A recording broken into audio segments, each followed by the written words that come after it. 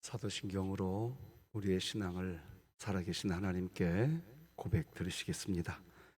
전능하사 천지를 만드신 하나님 아버지를 내가 믿사오며 그 외아들 우리 주 예수 그리스도를 믿사오니 이는 성령으로 잉태하사 동정녀 마리아에게 나시고 본디오 빌라도에게 고난을 받으사 십자가에 못 박혀 죽으시고 장사한 지 사흘 만에 죽은 자 가운데서 다시 살아나시며 하늘에 오르사 전능하신 하나님 우편에 앉아 계시다가 저리로서 산자와 죽은 자를 심판하러 오시리라. 성령을 믿사오며 거룩한 공회와 성도가 서로 교통하는 것과 죄를 사하여 주시는 것과 몸이 다시 사는 것과 영원히 사는 것을 믿사옵나이다. 아멘. 우리 찬송가 187장 하나님께 찬양 드리겠습니다.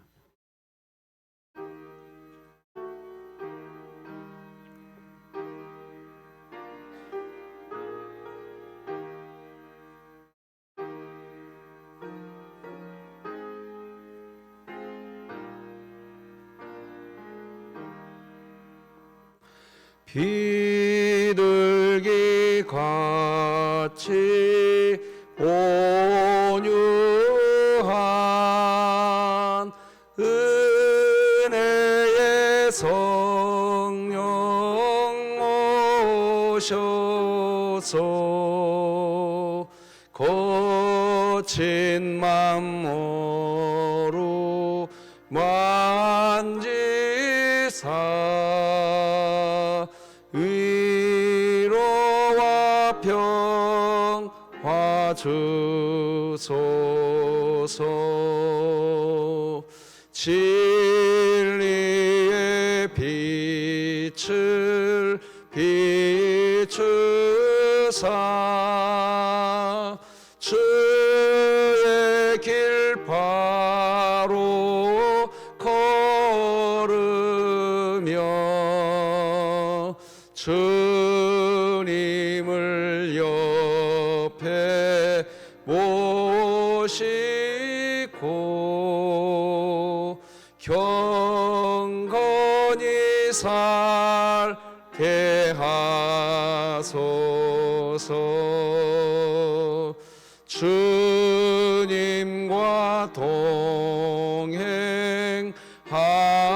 동행하면서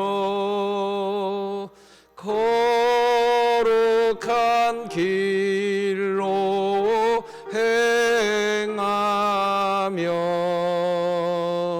진리의 예수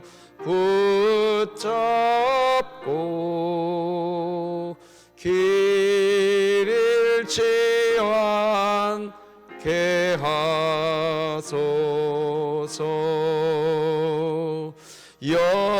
연약한 나를 도우사 하나님 나라 이르러 주님의 품에 안기는 영원한 안식 주소서.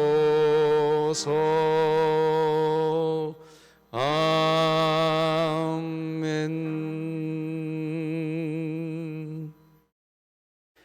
진흥교회 주간기도표 10월 27일 금요일 기도 제목 같이 기도 드리시겠습니다. 교회를 위해 기도드립니다. 진흥교회 환우들을 치유해 주소서.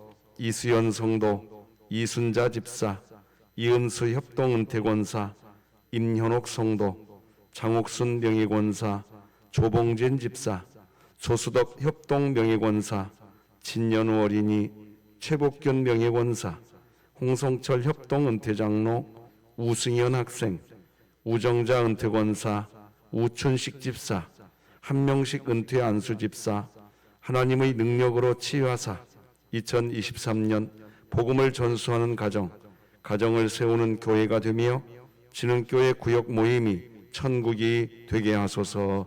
이웃을 위해 기도드립니다.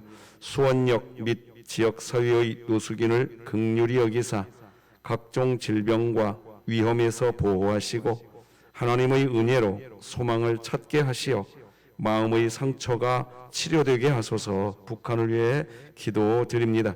북한 정부가 모든 우상을 떠나 주님께로 마음을 돌이켜 하나님의 주권을 인정하고 복음을 받아들이게 하시고 진흥교회가 입양하여 섬기기 원하는 평안남도 강동군에 하나님의 은혜가 임하게 하소서. 자녀를 위해 기도드립니다. 조국 교회의 미래를 책임질 다음 세대의 부흥과 이 땅의 교회 학교를 세우기 위한 노력들이 교회마다 결실을 얻게 하시고 주를 향한 열정 그리고 복음과 기도로 다음 세대를 세워갈 수 있게 하소서. 국가와 열방을 위해 기도드립니다. 대한민국의 저출산 현상을 개선하기 위해 정부는 인간의 존엄함과 생명을 존중하는 정책을 수립하고 출산의 근본인 생명, 결혼, 가정에 대한 사회적 인식이 개선될 수 있게 하소서. 선교와 전도를 위해 기도드립니다. 진흥교회가 품고 기도하는 태신자와 끊임없이 만나고 기도하고 함께하는 시간을 갖게 하시고 살아계신 하나님을 전하게 하소서. 이 모든 것 주 예수 그리스도의 이름으로 기도드립니다. 아멘. 오늘 함께 나눌 하나님 말씀은 구약성경 열왕기상 21장 말씀 되겠습니다. 21장 11절에서 마지막 29절까지 말씀, 저와 여러분이 한 절씩 교독하여 하나님 말씀 받겠습니다. 열왕기상 21장 11절에서 마지막 29절입니다. 하나님의 말씀입니다. 그의 성읍 사람 곧 그의 성읍에 사는 장로와 귀족들이 이세벨의 지식 곧 그가 자기들에게 보낸 편지에 쓴 대로 하여 금식을 선포하고 나봇을 백성 가운데 높이 앉히매 때에 불량자 두 사람이 들어와 그의 앞에 앉고 백성 앞에서 나봇에게 대하여 증언을 하여 이르기를 나봇이 하나님과 왕을 저주하였다 하매 무리가 그를 성읍 밖으로 끌고 나가서 돌로 쳐 죽이고 이세벨에게 통보하기를 나봇이 돌에 맞아 죽었나이다 하니 이세벨이 나봇의 돌에 맞아 죽었다 함을 듣고 이세벨이 아합에게 이르되 일어나 그 이스라엘 사람 나봇의 돈으로 바꾸어 주기를 싫어하던 나봇의 포도원을 차지하소서. 나봇이 살아있지 아니하고 죽었나이다. 아합은 나봇이 죽었다 함을 듣고 곧 일어나 이스라엘 사람 나봇의 포도원을 차지하러 그리로 내려갔더라. 여호와의 말씀이 디셉 사람 엘리야에게 임하여 이르시되 너는 일어나 내려가서 사마리아에 있는 이스라엘의 아합 왕을 만나라. 그가 나봇의 포도원을 차지하러 그리로 내려갔나니 너는 그에게 말하여 이르기를 여호와의 말씀이 네가 죽이고 또 빼앗았느냐고 하셨다 하고 또 그에게 이르기를 여호와의 말씀이 개들이 나봇의 피를 핥는 곳에서 개들이 내 피 곧 내 몸의 피도 핥으리라 하였다 하라. 아합이 엘리야에게 이르되 내 대적자여 네가 나를 찾았느냐? 대답하되 내가 찾았노라.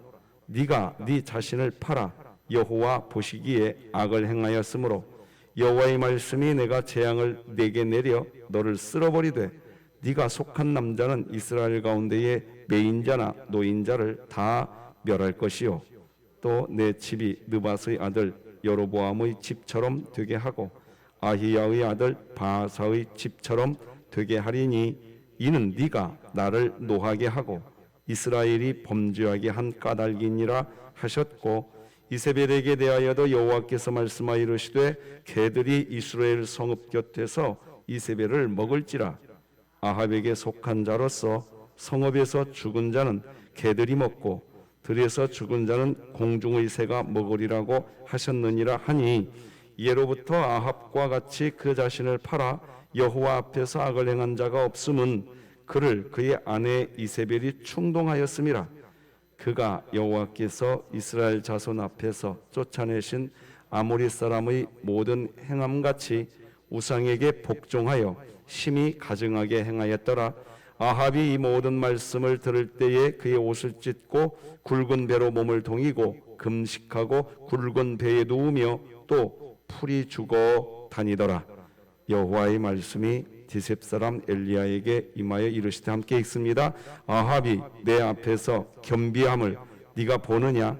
그가 내 앞에서 겸비함으로 내가 재앙을 저의 시대에는 내리지 아니하고 그의 아들의 시대에야 그의 집에 재앙을 내리리라 하셨더라. 아멘. 간밤에 잘 주무셨습니까? 네. 자, 오늘은 탐심이 죄가 되는 비극, 이런 제목으로 말씀 나누겠습니다. 오늘 본문은 탐심이 결국 죄라는 것을 스스로 드러냅니다. 마음속에 우리가 탐심을 가지고 있으면 결국 이 탐심이 죄라는 것이 겉으로 드러나게 되는 겁니다. 탐심의 죄는 무섭습니다. 숨길 수가 없습니다. 오늘 본문 11, 12, 13절을 읽어드리겠습니다. 이렇게 기록합니다. 그의 성읍 사람 곧 그의 성읍에서 사는 장로와 귀족들이 이세벨의 지시 곧 그가 자기들에게 보낸 편지에 쓴 대로 하여 금식을 선포하고 나봇을 백성 가운데 높이 앉히매, 때에 불량자 두 사람이 들어와 그의 앞에 앉고 백성 앞에서 나봇에게 대하여 증언을 하여 이르기를 나봇이 하나님과 왕을 저주하였다 하매, 무리가 그를 성읍 밖으로 끌고 나가서 돌로 쳐 죽이고. 이스라엘 율법 규례에는 이런 것이 있습니다. 두 사람의 증인의 효력이 있습니다. 증인의 효력이 있다고요. 그래서 13절 보면 불량자 2명을 세웁니다. 증인의 효력을 갖추려고. 아예 짜져 있는 각본입니다. 이세벨이 그렇게 각본을 다 짰습니다. 나봇을 죽이려고. 사실 나봇은 하나님을 저주한 적이 없습니다. 자기들이 쓴 각본입니다.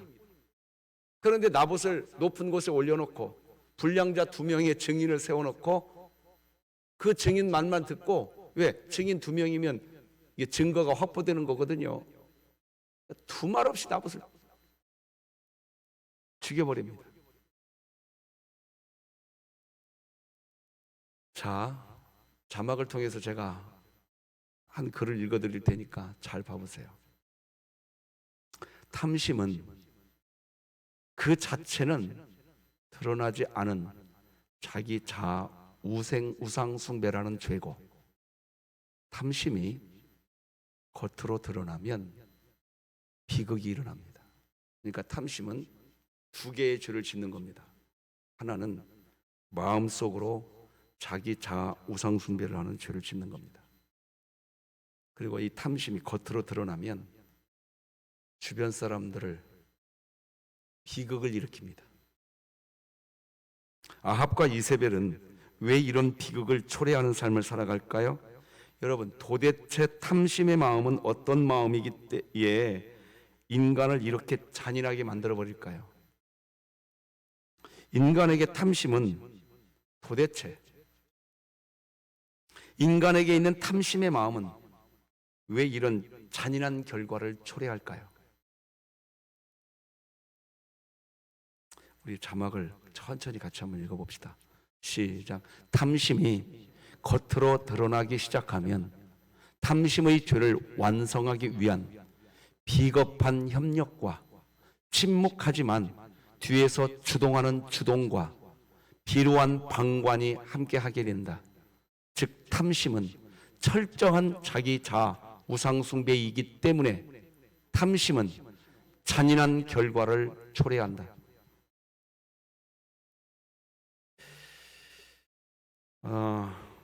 저는 요즘에 우리나라를 위해서 하는 기도 중에 하나, 이런 기도가 있습니다.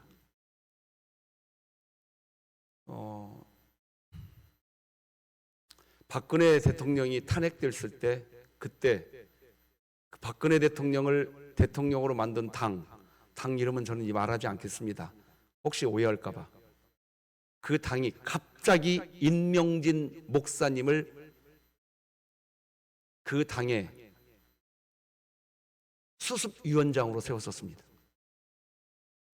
목사님이 갑자기 그때 등장했었습니다.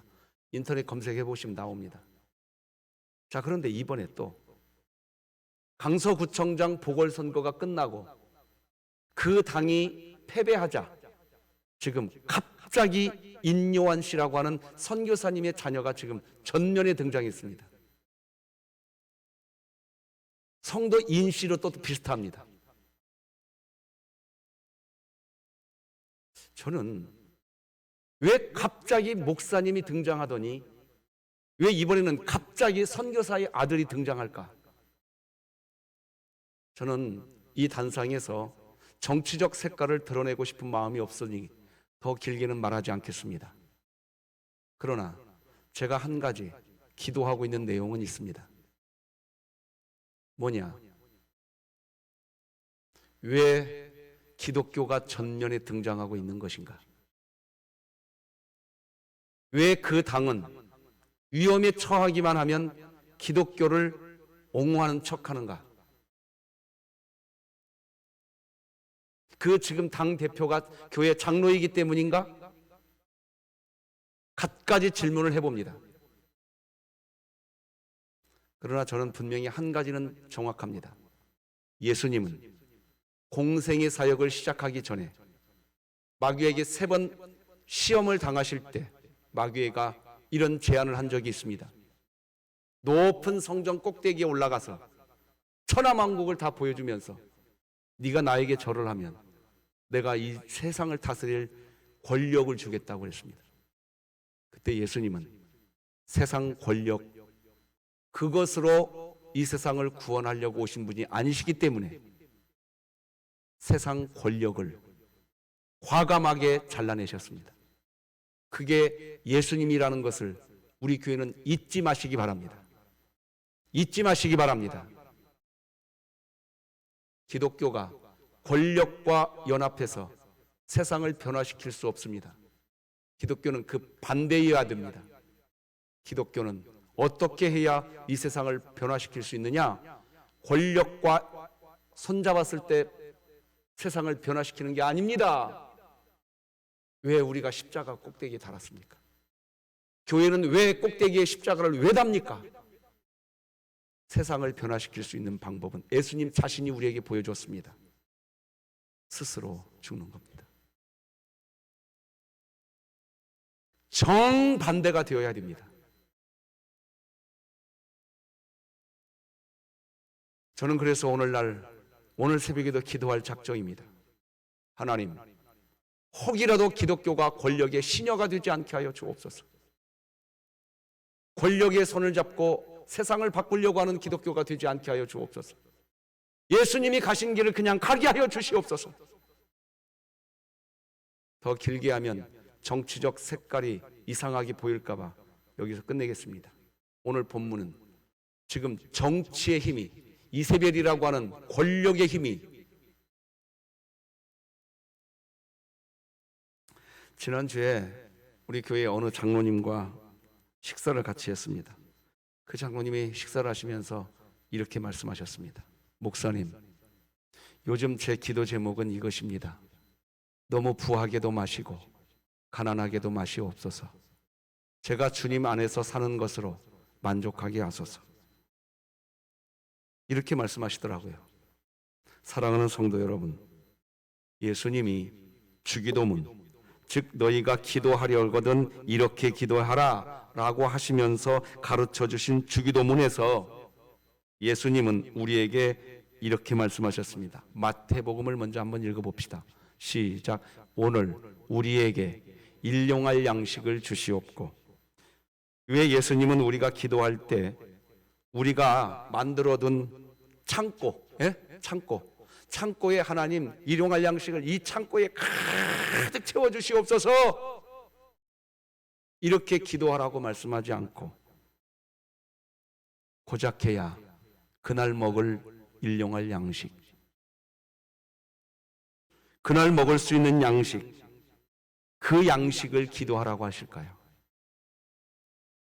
이 말은요, 그날 먹을 양식이 있다면 된다는 겁니다.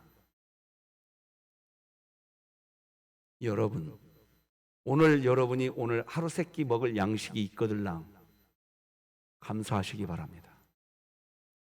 감사는 거기서부터 시작돼야 됩니다. 그래서 마태복음은 이렇게 기록됐는데 누가복음은요, 날마다라는 단어가 들어갑니다. 한번 같이 읽어볼까요? 누가복음도 시작. 우리에게 날마다 일용할 양식을 주시옵고. 그러니까 이게 누가복음은 의사인 누가, 의사의 직업이 의사라고 그래요. 의사. 의사는 섬세해야 합니다. 그리고 정확해야 돼요. 그래야 환자를 고치죠. 치료하지요. 그래서 의사 누가는 이 똑같은 내용을 마태복음도 썼는데 마태복음의 저자 마태는 날마다라는 단어가 안 들어갑니다. 그런데 누가복음의 저자 누가는 날마다라고 하는 단어를 정확하게 기록해 놓습니다. 날마다 일용할 양식 하루 세끼 먹을 게 있으면 그리스도인들은 감사할 수 있다는 겁니다. 이게 기독교 신앙이라는 겁니다. 내가 원하는 창고에 가득 채워진 상태가 되었을 때 감사하는 것은 교만이 될 수 있다는 겁니다.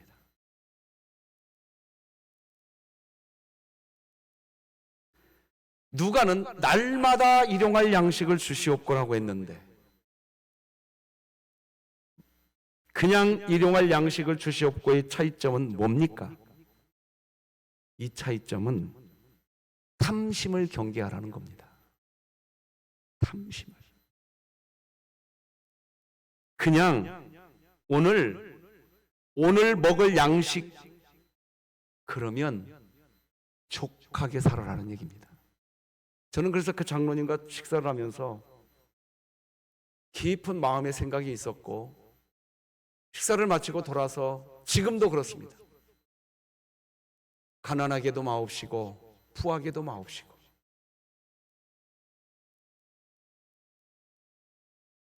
탐심의 죄는 어디에서부터 시작되느냐? 그리고 이 탐심의 죄가 완성되는 과정에는 세 가지가 반드시 함께합니다. 첫째, 탐심의 죄를 완성하기 위한 비겁한 협력이 시작됩니다. 둘째, 침묵하지만 뒤에서 주동하는 주동 세력이 있습니다. 탐심은 반드시 그런 세력이 나타납니다. 셋째, 비루한 방관이 함께합니다. 이것을 오늘 본문이 고스란히 보여줍니다. 자, 첫째부터 살펴보겠습니다. 첫째, 비겁한 협력자들이 등장합니다. 11절 다 같이 읽어보십시다. 시작. 그의 성읍 사람 곧 그의 성읍에 사는 장로와 귀족들이 이세벨의 지시 곧 그가 자기들에게 보낸 편지에 쓴 대로 하여. 자, 바로 이 부분입니다. 장로와 귀족들이 비겁한 협력자들입니다.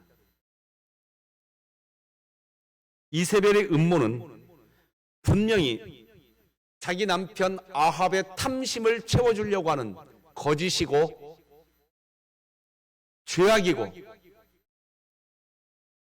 그런데 그것을 목적 삼고 나봇을 죽이려고 하고 있는데 바로 그때 장로와 귀족들이 협력합니다. 왜 협력했을까요? 왜 권력에 협력했을까요? 이유가 뭘까요?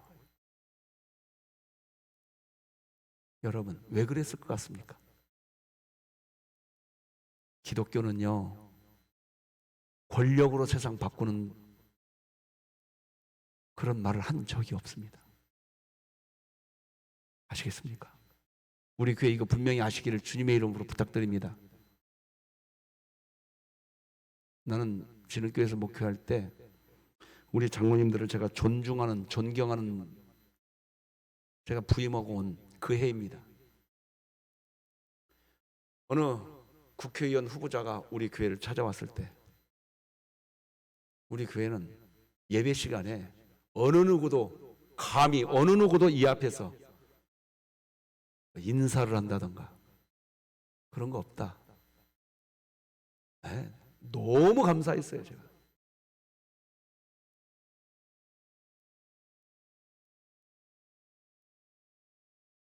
진흥교회 권력으로 세상을 바꿀 교회는 권력으로 세상 바꾸는 것 아닙니다.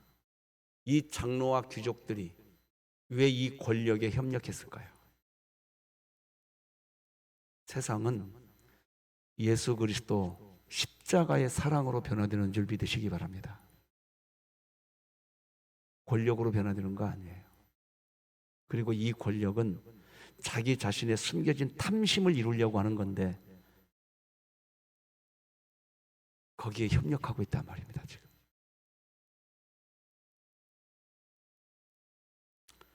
권력 눈치만 볼 뿐입니다. 자, 두 번째, 탐심이 죄로 드러나는 과정이 반드시 드러나는 두 번째, 침묵하지만 뒤에서 주동하는 주동자가 있습니다. 진짜 주동자가 있어요. 이 주동자, 진짜 주동자는 누구예요? 지금 이세벨이 전면에 등장해서 이 일을 하고 있죠? 그런데 이 탐심의 진짜 주동자는 이세벨입니까? 아합입니까? 아합이에요. 아합은 지금 이것이 전국적으로 이세벨이 조서를 내리고 크게 일을 벌이고 있기 때문에 이세벨이 지금 나봇의 포도원을 빼앗아 가려고 이 일을 하고 있는 것을 아합이 몰랐을까요? 당연히 알았죠. 그런데요, 침묵합니다. 왜 침묵할까요? 자기 탐심이 채워질 것 같은 욕망 때문입니다. 이 아합은 철저히 침묵합니다. 그리고 이 아합이 누군지를 우리는 이 새벽에 기억해야 합니다. 그 나라의 왕입니다. 왕은 그 나라 백성의 생명을 보호해야 합니다.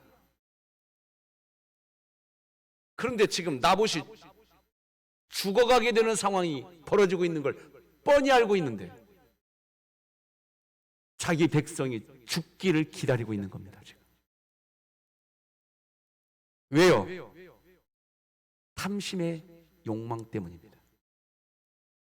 16절을 같이 읽어봅시다. 시작. 아합은 나봇이 죽었다 함을 듣고 곧 일어나 이스라엘 사람 나봇의 포도원을 차지하러 그리로 내려갔더라. 자기 나라 백성이 죽었는데 왜 죽었는지, 생명이 죽었단 말입니다. 나라의 백성 생명이. 그런데 자기 백성이 죽은 이유를 밝히려고는 손톱만큼도 생각이 없습니다. 포도원을 차지하러 그리로 내려갔더라. 침묵하지만 뒤에서 철저하게 주동하는 주동자일 뿐입니다. 우리 앞에 자막이 하나 뜰 건데 같이 한번 읽어주시면 고맙겠습니다. 시작. 자신이 직접 하지 않았다고 해서 안 한 것이 아니다. 자, 이제 세 번째입니다. 탐심이 겉으로 드러날 때 어떤 죄가 나오느냐? 비겁한 방관입니다. 이 비겁한 방관은요, 자 보세요. 이세벨이 조서를 내리고 각 지방의 장로들과 귀족들이 다 모이고 이렇게 일이 진행되는 과정에 이 북이스라엘의 백성들이 다 아는 겁니다. 지금 무슨 일이 진행되고 있는지. 그죠? 여러분, 국회의원 선거 때 보면 벽보가 붙잖아요. 벽보. 1번 후보부터 2번 후보 벽보가 쫙 붙잖아요. 한 번도 보신 적이 없으셔서 생각이 안 나시겠지만 벽보 붙지요? 전국에 조서가 붙었단 말이에요. 지금. 그러니까 전국 백성들이 다 아는 겁니다. 지금. 뭘 아냐? 아합이 나봇의 포도원을 차지하려고 하고 있다는 걸 다 안단 말입니다. 어느 누구도 말 한마디 하지 않습니다. 비겁한 방관이 북이스라엘 나라 전체를 덮고 있습니다. 지금 탐심은 이런 비극이 일어납니다. 누구 한 사람도 말하는 사람이 없습니다. 그런데 오늘 본문 17절에서 22절을 제가 읽어드릴 텐데, 오직 하나님을 경외하는 사람만 정확하게 이야기합니다. 엘리야 뿐입니다. 여호와의 말씀이 디셉 사람 엘리야에게 임하여 이르시되 너는 일어나 내려가서 사마리아에 있는 이스라엘의 아합 왕을 만나라. 그가 나봇의 포도원을 차지하러 그리로 내려갔나니 너는 그에게 말하여 이르기를 여호와의 말씀이 네가 죽이고 또 빼앗았느냐고 하셨다 하고 또 그에게 이르기를 여호와의 말씀이 개들이 나봇의 피를 핥는 곳에서 개들이 네 피 곧 네 몸의 피도 핥으리라 하셨다 하라. 아합이 엘리야에게 이르되 내 대적자여 네가 나를 찾았느냐? 대답하되 내가 찾았노라. 네가 네 자신을 팔아 여호와 보시기에 악을 행하였으므로 여호와의 말씀이 내가 재앙을 내게 내려 너를 쓸어버리되 네게 속한 남자는 이스라엘 가운데의 매인자나 노인자를 다 멸할 것이요 또 내 집이 느바스의 아들 여로보암의 집처럼 되게 하고 아히야의 아들 바하사의 집처럼 되게 하리니 이는 네가 나를 노하게 하고 이스라엘이 범죄하게 한 까닭이니라 하셨고. 자, 엘리야가 아합에게 무슨 말 합니까? 하나님이 아합 너 가만 놔두지 않겠다는 겁니다. 처리하겠다는 겁니다. 그 얘기죠? 맞죠? 저는 여기에서 하나의 희망이 있습니다. 저는 항상 이 희망을 가지고 살았습니다. 이것을 잃어버린 적이 없어요. 이 세상에 희망이 있다. 여러분이 희망이 있다고 생각하시죠? 희망이 있는 이유가 뭐죠? 교회가 있기 때문입니다. 여러분은 우리 진흥교회가 있기 때문에, 진흥교회가 있는 존재 때문에 희망을 가지고 있으십니까? 아니면 어떠십니까? 여러분은 진흥교회가 있는 것 자체로 이 세상에 희망이 있다라는 걸 믿으십니까? 그거 없이 진흥교회에서 신앙생활 한다면 그건 나는 좀 이상할 것 같습니다. 진흥교회가 희망인 줄 믿으십니까? 그거 못 믿으세요? 반응들이 별로 뜨뜻미지근하는 것 보니까 별로 희망들이 없으신 것 같아요. 여러분, 교회만이 희망입니다. 아유, 목사님, 지금 교회 모습이 이런 꼴인데 희망이라고요? 아유, 뭐 교회가 지금 보여주고 있는 일들이 지금 이런 모습인데 교회가 희망이라고요? 여러분, 엘리야가 왜 아합을 만나서 이런 직언을 합니까? 엘리야가 아합을 만나서 이런 직언을 하는 이유가 뭐예요? 엘리야가 완전해서 그런 거예요? 그런 겁니까? 여러분 오해하지 마세요. 성경에 보면 한번 따라서 엘리야도 우리와 성정이 같은 사람이거늘, 이런 내용이 성경에 있을까요? 없을까요? 있어요. 여러분 엘리야가 완벽해서 지금 이런 직언을 하는 줄 아십니까? 아니요. 하나님이 함께하고 있는 사람이기 때문에 그런 거예요. 진흥교회가 완벽하니까 희망이 있고 완벽하지 않으면 희망 없고 그런 겁니까? 진흥교회는 평생을 살아도 완벽할 수가 없습니다. 이거 분명히 하셔야 됩니다. 그러나 진흥교회와 하나님이 함께 하시는 지금 이 친구 여기 있지 않습니까? 지금 여기 있지 않습니까? 하나님이. 믿으시는 분은 아멘. 그래서 교회는 희망인 거예요. 교회가 완벽해서 희망인 것이 아니라, 그러니 진흥교회에서 신앙생활을 하고 있는 우리들이 진흥교회가 희망이라는 말을 못하고 있다고 한다면 하나님을 보고 있는 것인지 사람을 내가 보고 있는 것인지 내 마음 중심 결정하셔야 됩니다. 여러분은 누구를 보고 우리 진흥교회에서 신앙생활하고 계십니까? 아무도 직언하는 사람이 없습니다. 비루한 방관과 비겁한 협력만 있을 뿐입니다. 그 사이에 나봇이라고 하는 그 생명은 쳐 죽임 당합니다. 한 사람도 이 사람이 죽어가는 이 상황에서 말 한마디 하지 않습니다. 다 비겁합니다. 자기 이익만 계산합니다. 참 비겁합니다. 그런데 우리와 성정이 같은 엘리야가 완벽해서요? 아니, 하나님과 함께하기 때문에. 믿으십니까? 우리 진흥교회가 하나님과 함께하는 것도 분명한 거죠? 그것도 안 믿어지십니까? 그건 믿어지는 거잖아요. 그죠? 따라서 하십시다. 진흥교회는 세상의 희망이다. 여러분, 이게 아멘 되셔야 돼요. 교회가 완벽해서 희망이 되는 게 아니라 하나님이 함께 하시기 때문에. 자, 그리고 오늘 본문에서 찾아야 될 것이, 발견해야 될 것이 하나 더 있습니다. 27절 성경책 보십시오.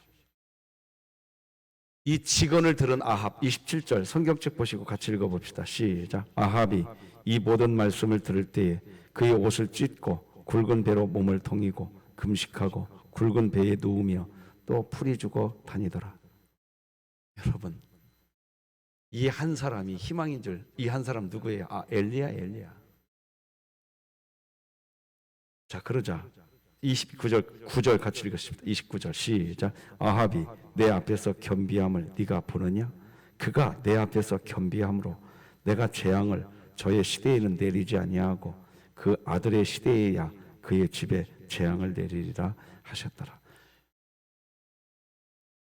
여러분, 하나님의 자비하심이 또 보이십니까?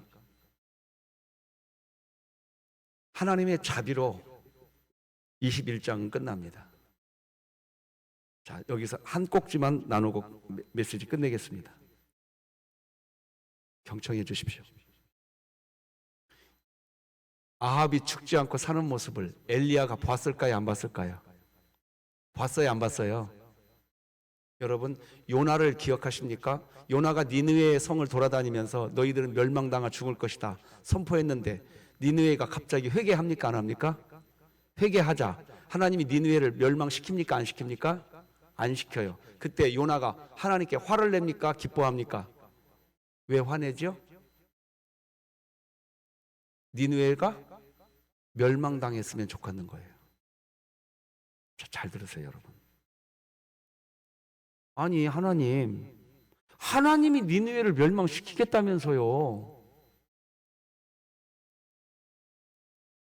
요나가 지금 복음을 습격하고 있는 것이 보이십니까? 이 좌우를 분별하지 못하는 12만 명이나 되는 생명을 내가 죽이는 것이 요나 너는 기분 좋겠냐? 그를 살리는 것이 네가 기분 좋겠냐? 너는 뭘 원하냐? 잘 들으십시오. 요나는 자기가 했던 일이 잘 되기를 원했던 겁니다. 요나는 일이 잘 되기를 원했던 거예요. 자기가 했던 일. 어디에는 관심 없냐? 사람에게는 관심이 없습니다. 이것이 복음이 습격당하는 겁니다. 복음은 사람에게 관심이 있습니다. 믿으십니까? 오늘 본문에서 엘리야는 침묵합니다. 하나님이 아합을 죽이겠다고 말씀하셔 놓고 안 죽이겠다고 얘기합니다. 그러면 어떻게 되는 겁니까? 엘리야는 어떻게 되는 거예요? 어찌 보면 엘리야가 예언한 그 엘리야의 그 일대로 되었어요, 안 됐어요? 안 됐어요. 그런데 엘리야는 침묵합니다. 왜 그랬을까요? 엘리야에게서는 복음이 습격당하지 않습니다. 여러분 여기서 잘 들으셔야 돼요. 일이 중요한가요? 생명이 중요한가요? 탐심은 일이 중요했어요. 그래서 생명을 죽입니다. 그런데 복음은 일이 안 돼도 생명을 귀중히 여깁니다. 그러므로 무슨 일 잘하겠다고 하면서 지금 당장에 내 앞에 있는 사람 미워하지 마십시오. 아시겠습니까? 이게 복음입니다. 이게 복음이라고요. 기도하시겠습니다. 하나님 아버지, 탐심이 마음속에 있을 때는 자기 자아 우상 숭배요, 겉으로 드러나면 비극이 되는 것을 알았습니다. 아버지여, 오직 예수 복음 안에서 우리 진흥교회가 세상에 희망이 되게 하여 주옵소서. 권력 앞에서, 세상의 힘 앞에서 우리는 끝까지 십자가가 진리라고 말할 수 있게 하여 주시옵소서. 복음이 습격당하지 않게 하여 주시옵소서. 하나님의 영광이 우리의 최고가 되게 하여 주시옵소서. 오늘 하루 그렇게 살기를 소망하며 예수님의 이름으로 기도드립니다. 아멘. 하늘에 계신 우리 아버지여, 이름이 거룩히 여김을 받으시오며 나라가 임하시오며 뜻이 하늘에서 이루어진 것 같이 땅에서도 이루어지이다. 오늘 우리에게 일용할 양식을 주시옵고 우리가 우리에게 죄 지은 자를 사하여 준 것 같이 우리 죄를 사하여 주시옵고 우리를 시험에 들게 하지 마시옵고 다만 악에서 구하시옵소서. 나라와 권세와 영광이 아버지께 영원히 있사옵나이다. 아멘.